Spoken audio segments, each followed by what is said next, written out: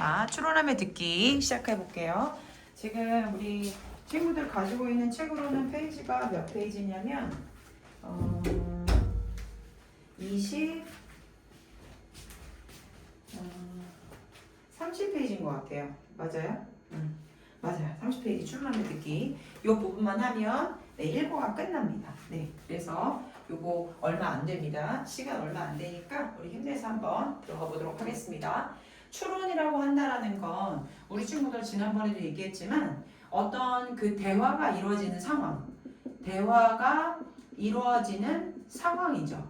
이루어지는 상황. 문맥을 보고 그 상황이나 문맥을 보고 그 다음에는 이런 상황이겠구나, 이 말이 이런 말이겠구나 라고 우리가 추론을 할 수 있다는 얘기였어요. 자, 지금은 추론하며 듣기의 공익광고입니다. 우리 친구 광고, 공익광고라는 것은 무엇이냐면 우리가 어떤 회사라는 어떤 기업체가 광고를 한다라는 건 이 회사에서 만드는 물건을 판매하기 위해서예요. 그러면 회사는 광고를 함으로써 이익을 남죠. 그쵸? 그래서 회사의 궁극적인 목적은 이익이라는 겁니다. 하지만 이 공익광고라고 한다는 것은 뭐냐면 공동의 이익, 공동의 이익. 그러니까 우리 나라의 공동체 또는 우리 사회의 모든 사람들의 한 명 한 명의 이익을 위한 광고. 즉 뭔가를 판매하거나 어떤 몇 사람들의 이익을 위하여 돈을 주고 하는 광고가 아니라는 겁니다. 돈을 매개체로 하는 광고가 아니라 우리 모든 사람들에게 도움이 되고 모든 사람에게 이익이 되는 광고다. 그것을 공익광고라고 하고요. 소재라는 것은 어떤 제목으로 재료로 지금 광고를 하고 있냐면 생활안전수칙이에요. 굉장히 설득적이다 라는 뜻은 무엇이냐면 설득을 하고 있다. 그렇죠? 주장을 하고 있다. 집약적이다 라고 한다는 건 뭐냐면 우리 친구들 이 공간에 점이 이렇게 6개가 있어요. 그렇죠? 그럼 이 똑같은 공간에요. 점이요. 자, 어떻게 됩니까? 상당히 어떻다고 생각할 수 있어요? 네. 제가 찍은 게 한 30개가 넘는 것 같습니다. 네, 30개가 넘어요. 그러면 똑같은 공간에 뭐예요? 이 공간을 사용하는 이 점의 개수가 훨씬 30개가 많죠. 그럼 이걸 집약적이라고 합니다. 그러니 그 공간에 어떤 다용도로, 그 사용도를 높이는 거죠. 자, 그걸 집약적이라고 하고 또 설득적이라고 하고 또 굉장히 다양하고 어떤 한 가지 목표를 가지고 집중적으로 공약하고 있다. 이런 표현을 쓸 수도 있습니다. 5초의 여유를 갖자라고 얘기하고 있어요. 선생님도 사실은 되게 조급함이 있거든요. 그래서 이걸 가지고 굉장히 많이 회개를 하고 있는데 조급함이라고 한다는 건 불안하다는 얘기인 거거든요. 불안하다는 것은 무엇이냐면 뭔가 믿지 못하다는 걸 얘기하고 있는 겁니다. 그런 것처럼 우리가 여유를 가지라는 얘기죠. 5초의 여유예요. 1초, 2초, 3초, 4초, 5초. 이렇게 여유를 갖다 보면 이 몸 자체적에도 조금 이완이 좀 되고요. 예, 그리고 생각의 여유도 생길 수 있습니다. 그래서 어떻게 하자? 안전하게 생활을 하자라는 것이 이 광고의 주제 되겠습니다. 특징은 바로 뭐냐면 5초만이라는 표현을 어떻게 시각적이라는 거는 눈으로 보이는 거잖아요. 우리 친구들. 그쵸? 눈이에요. 그쵸? 쌍꺼풀 이렇게 있습니다. 눈이에요. 시각적. 청각적은 뭘까요? 네, 귀에 대해 하신 것만큼 똑같이 귀입니다. 귀예요, 귀. 우리 친구도 귀예요. 청각적, 그 다음에 시각적으로 강조해서 뭐 했다? 주제를 전달했다 라고 얘기할 수 있어요. 그러면 우리 친구들 5초만이라는 표현의 공익광고 한번 들어가 보도록 하겠습니다. 자, 광고 속의 담화의 의미를 파악하고 광고의 의도를 추론해보자. 승강장이에요. 승강장에서 우리 지금 이거 뭐예요? 에스컬레이터 아닙니까? 그쵸? 에스컬레이터나 뭐 엘리베이터도 있고 무빙워크도 있고 다 그래요.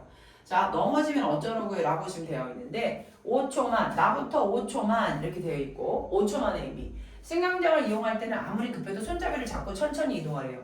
선생님 잘 손잡이 안 잡거든요. 근데 승강장, 그러니까 예를 들어서 에스컬레이터나 이런 거 사용할 때는 여기 손잡이를 꼭 잡으라는 얘기죠. 잡고 아무리 급해도 손잡이를 잡고 천천히 이동해라 라고 얘기하고 있습니다. 네, 그 다음에 또 수영장에서요. 5초만 뭐 잊은 거 없어요? 물에 들어가기 전에 준비 운동을 반드시 하라는 거죠. 딱 5초예요. 여유를 갖고 뭘 하기 전에 조급하게 뛰어들지 말고 5초만의 여유를 좀 가져라 라고 얘기하는 것입니다. 자, 건널목에서 5초만 곧 빨간불이잖아요. 그러니까 좀 기다려라. 5초 동안만 조금만 신호등이 바뀔 때까지 좀 여유를 갖고 기다려 보세요 라고 되어 있습니다. 자, 이 광고 속의 의도를 우리가 한번 추론해 보도록 하겠습니다. 5초라는 건 굉장히 짧은 시간이라는 건 우리 친구들 알고 있을 거예요. 근데 그 5초의 짧은 시간이라도 생활안전 규칙을 떠올리면서 지키기 위해서 노력을 하셔야 됩니다. 아니야, 이것쯤 괜찮아 라고 생각하려는지 모르겠지만 그 5초의 생활안전 규칙을 지키지 않아서 사고를 내는 경우가 종종 있습니다. 그래서 사고를 예방할 수 있다는 것을 압축적이면서도 어떻게? 압축적이라는 것은 뭐냐면 이렇게 딱 한 번 보고 알 수 있다는 얘기고 되게 집약적으로 했다라는 거죠. 효과적으로 전달하고자 했다라는 걸 알 수 있습니다. 5초만이라는 말을 사용할 수 있는 상황을 더 찾아보고 의미를 한번 써보자고 하거든요. 버스 안의 상황입니다. 버스가 완전히 멈출 때까지 5초만 기다렸다가 내리세요. 버스가 이제 삑 하고 쓰잖아요. 그럴 땐 우리 벌써 나가려고 기다리고 버스가 완전히 멈출 때까지 가만히 있다가 5초만 기다렸다가 내리세요 라고 얘기하고 있습니다. 식당 아니에요. 식사하기 전에 손을 씻으면 대부분의 감염병을 예방할 수가 있습니다. 자, 그래서 그 손 씻는 게 5초만의 의미가 바로 뭐냐면 먼저 뭔가를 우리가 준비를 하자, 예방을 하자, 손을 씻자 뭐 이런 거죠. 5초만의 여유입니다. 차 안에서 어떨까요? 자동차를 탈 때 항상 안전벨트를 착용하라는 거죠. 저 이것도 좀 아쉬운 얘기인데 안전벨트를 잘 착용을 안 합니다. 저희도. 그런데 꼭 안전벨트를 착용해서 우리의 안전을 지켰으면 좋겠습니다. 이렇게 나와 있네요. 소단원 마무리 한번 들어가 보겠습니다. 네. 이 소단원 마무리는 다들 책에 다 짧게 돼 있더라고요. 그쵸? 우리 친구들? 네.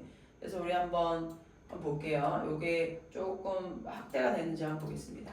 추론하며 듣기라는 것은 담화에서예요. 담화라는 건 화자와 청자가 연속적으로 이루어지는 뭐예요? 연속적으로 이루어지는 그런 연속적인 부분의 대화.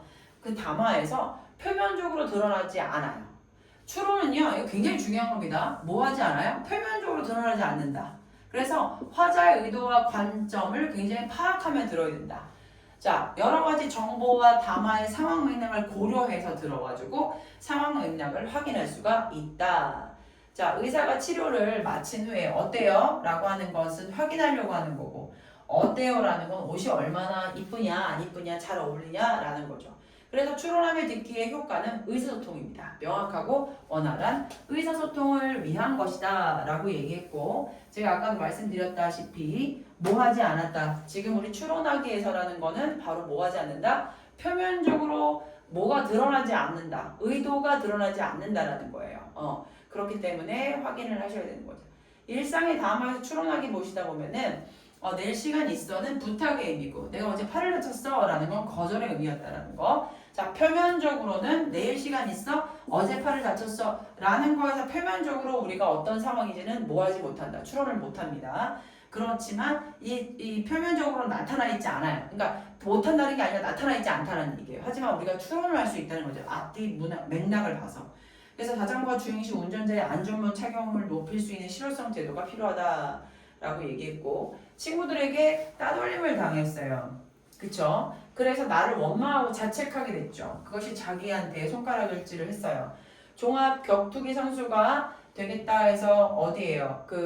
운동할 수 있는 그런 도장에 들어간 후 자신감이 생기게 되고 그래서 마음의 근육이 생겨서 어떠한 부분에서도 흔들리지 않는 우리 선수가 된 기억이 있습니다. 네. 옆에 한번 가볼까요? 자, 이거 보시게 되면 떡볶이 단어네요. 그 뜻풀이가 알맞게 된 걸 연결해서 음식을 골라 차림표에 써보자 라고 되어 있습니다. 우리 친구들 계란말이, 말이 아니죠, 말이. 그러니까 우리 친구들 계란, 말이 아니잖아요. 그쵸? 또 떡볶이, 쌍기역이라는 거, 그쵸? 국수, 떡갈비 이렇게 돼 있습니다. 이런 거에서 우리 친구들 확인하실 수 있어요. 말하는 사람, 맥락, 이루어 생각하며 논의하는 거죠. 맥락은 그쵸? 미루어서 어떤 뜻인지, 의미, 말이나 글의 뜻이라고 말할 수 있어요. 그쵸? 그리고 화자는 말하는 사람, 그쵸? 맥락은 미루어서 생각해서 논할 수 있는 거죠. 추론이라는 건 사물 등이 서로 이어져 있는 관계가 연결되어 있는 거고요. 설득은 상대편이 이쪽 편의 이야기를 따르도록 여러 가지 깨우쳐주고 있습니다. 자, 그래서 발표할 때 내 생각을 명확하게 말해야 하며 우리는 한 가지 사물을 서로 다른 관점으로 바라봐야 됩니다. 이 나의 의도와는 다르게 복잡하게 꼬여버렸어. 자, 그래서 친구의 말을 잘못 이해해서 오해가 생겼을 때는 뭐라고 하면 좋을까요? 내가 말 속에 품은 의도까지 명확하게 파악하지 못해서 오해가 생겼나 봐. 내가 의미를 파악하지 못해서 미안해. 이렇게 얘기하시면 되겠습니다. 여기는 단어들 다 외워주셔야 됩니다. 여기 보시게 되면 추론, 미루어 생각하고, 논하, 원활하다, 완만하다, 의도. 이제 무엇을 하고자 하는 생각이나 계획, 관점이라고 한다는 건 사물이나 현상을 관찰할 때 그 사람이 보고 생각하는 태도나 방향, 이해하다, 깨달았다라는 거고요. 근거, 바로 그 어떤 일이나 판단, 주장 등이 나오게 된 바탕이 된 까닭. 맥락이라고 한다는 건 사물 등이 서로 이어져 있는 관계. 보도라는 건 새로운 소식을 알려주는 거죠. 가치관이라는 건 중요하죠, 우리 친구들. 어떤 가치에 대한, 어떤 논점에 대한 생각, 자신만의 생각이죠. 자기가 그거를 갖고 있는 근본적인 태도. 명확하다, 명백하고 확실하다. 자책감이라는 건 나가 잘못된 거야. 자신의 결함이나 잘못에 대해서 깊이 뉘우치고 자신을 책망하는 마음입니다. 궁극적이라는 표현 되게 중요한데요. 더할 나위 없는 지경에 도달하는 또는 그런 거. 그러니까 궁극적이라는 건 뭐냐면 그러니까 본래적인 거. 진짜. 궁극적인 목표가 뭐야? 야, 너 다이어트 하려고 하지. 그 궁극적인 목표가 뭐야? 뭐 예쁜 옷 입으려고? 뭐 이런 거죠. 대안이라는 것은 대처할 방안, 실효성. 실제로 효과를 나타내는 성질. 그러니까 실효성이 없다라는 건 효과가 진짜로 없다는 거죠. 통계라는 건 종합적으로 한눈에 알아보기 쉽게 일정한 체계에 따라 숫자로 나타낸 것. 개정이라고 하는 건 문서의 내용을 고쳐 바르게 하는 것. 이렇게 되겠습니다. 여기까지 하시고 문제를 어디까지 풀어보실 거냐면 우리 친구들 문제 푸시고 족보도 한번 가볼 거거든요. 네, 요것도 한번 해야 될 것 같긴 한데 몇 페이지까지 하실 거냐면 37페이지까지는 하셔야 돼요. 잠깐만요. 요거 나와 있나? 요거 나와 있네요. 37페이지까지 문제 좀 풀어봐 주시고 요거 다시 한번 같이 한번 읽어보도록 하겠습니다. 자, 담화에서 표면적으로 드러나 있지 않다고 그랬어요. 제가. 그쵸? 담화에서는 의도가 표면적으로 드러나 있지 않다. 표면적으로 드러나지 않는 화자의 의도와 관점을 파악하며 듣는 것이 굉장히 중요하다라고 말씀드렸고요. 여러 가지 정보와 담화의 상황 맥락을 고려해서 화자와 청자의 시간과 장소라든가 그 맥락을 봐서 의도와 목적을 우리는 추론할 수 있다라고 말씀을 드렸어요.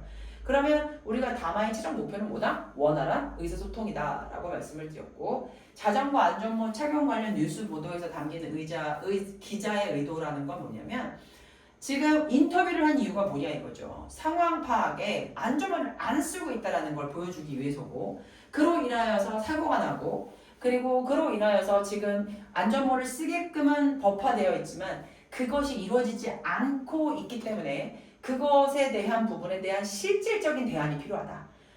그래서 그것들을 얘기하고 있는 거죠. 정보 전달 담화를 들을 때는 여러 가지 정보를 바탕으로 전하고자 하는 말을 파악하며 보도의 의도를 효과적으로 전달하기 위한 방법은 인터뷰를 통해서 자전거 안전 미착용 상태를 설명했고 문제의 심각성을 제시했으며 앞으로는 이런 거가 있으니 실질적인 대안이 필요하다. 이제는 안 쓰면 모자를 안 쓰면 못하게끔 하는 그런 제도가 필요하다라고 되어 있습니다.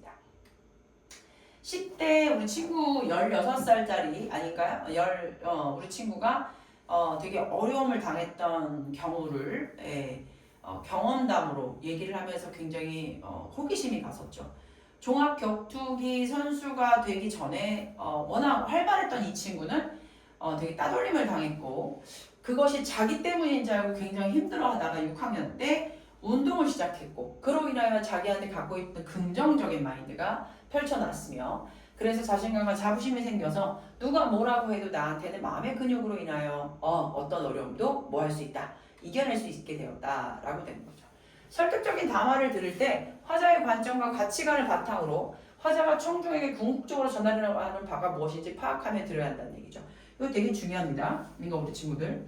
화자가 설득 담화를 들을 때는요. 화자의 관점을 보셔야 돼요. 그러니까 이 화자가 어떤 걸 얘기하고 있는지, 이 사람이 지금 보고자 하는 거, 그리고 이 사람이 지금 가지고 있는 어떤 태도, 가치관, 이거를 바탕으로 우리는 화자가 말하는 사람이잖아요. 듣는 자에게 도대체 뭘 전하려고 하는지를 파악하면서 들어야 되겠다라고 되어 있습니다. 자, 5초만이라는 공익 광고예요. 승강장에서 급하게 뛰어가는 사람, 수영장에서 물에 바로 뛰어드는 사람, 신호가 깜빡거리는데 건너물 급하게 건너는 사람.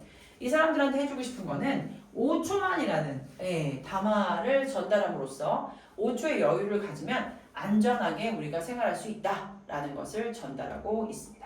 자, 여기까지입니다. 자, 그래서 우리 친구들은 어디까지 문제를 풀어주시겠냐면 앞에서부터예요.